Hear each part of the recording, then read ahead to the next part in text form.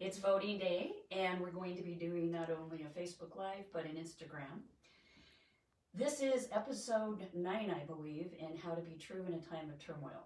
And it is voting day. I rarely make political statements. It's not because I'm apolitical. It's because I grew up in a very conservative community under the auspice of a blue-collar Democratic father. I heard a lot of rhetoric. I heard a lot of political back and forth. You probably have had plenty of that yourself, and I have just been so tired of the bickering, the partisanship. And so I have declared myself an independent, not independent as in a party, but independent of a party. In fact, my ballot came in independent this year. The reason I'm going to be talking about politics is it is voting day, and so I do have some strong opinions, and they are only opinions, so just please take them as that. I believe that it is our sacred right to vote. If you have not voted, do so. If you have not registered, in many states you can still register and vote today. It may take an hour, it may take 5. It is so worth it. It is so worth it. If you have voted and you voted by mail, or you have voted by dropping in a mailbox or some other kind of drop box, you and I have the ability to track and see if our vote has been counted or will be counted or when it is counted. I encourage us all to do that. That is, again, our sacred right. I'm going to be quoting from John Stuart Mill, who said, "A man who has nothing for which he is willing to fight, nothing which is more important than his own personal safety, is a miserable creature, and has no chance of being free unless made and kept so by the exertions of better men than themselves," or better men and women. Vote. Be one of those better people who goes out today and speaks whatever it is that you need to speak about what you believe. Put your signature on the line and vote. Okay, the second thing is, each election year, we get closer and closer to not being able to decide what is the winner in a certain race.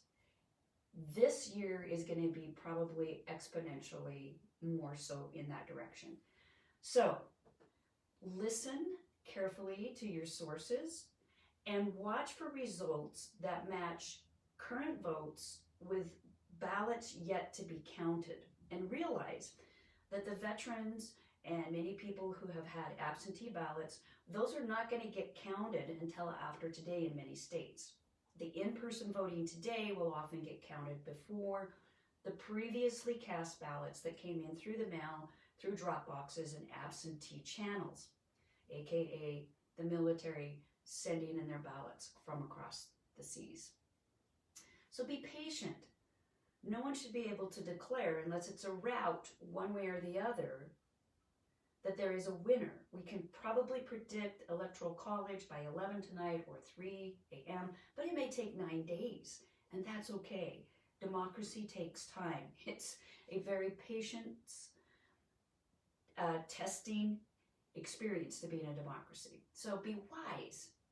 Watch the news channels. Be careful who you get your news from, and make sure that you're getting viable information, counts versus those that have not been counted.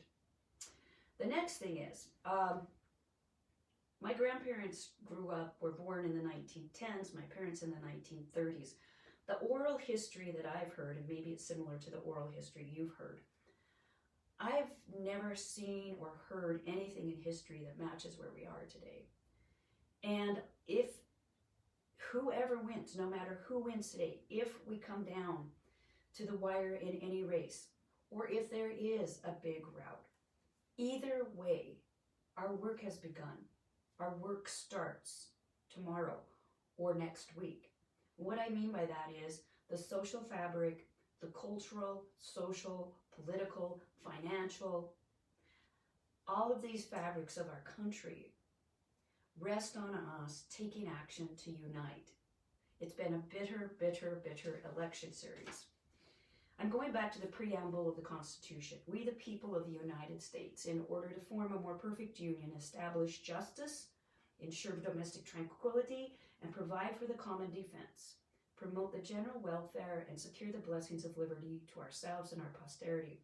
And we do ordain and establish the Constitution of the United States. I go back to this to go home, to remind myself of the people and the efforts that we need to reach out to after this election, roll up our sleeves, and really get to work in not only uniting, but taking care of, in my opinion, systemic problems that have been under the surface for generations. This is the time where we've had a social awakening. The bitterness, the hope, the fears have rallied us to a point where we cannot go back and govern by absenteeism. My opinion, again, it's time for us to join forces with like minds and unlike minds and find a way to move forward with as much unity, as much peace, and as much freedom for all that we can. It's just my opinion, but I believe that our work begins. In the future, Be True in Times of Turmoil episodes will be connecting you to places where you can go to make a difference, to join and unite with like and unlike voices. So my message, be safe.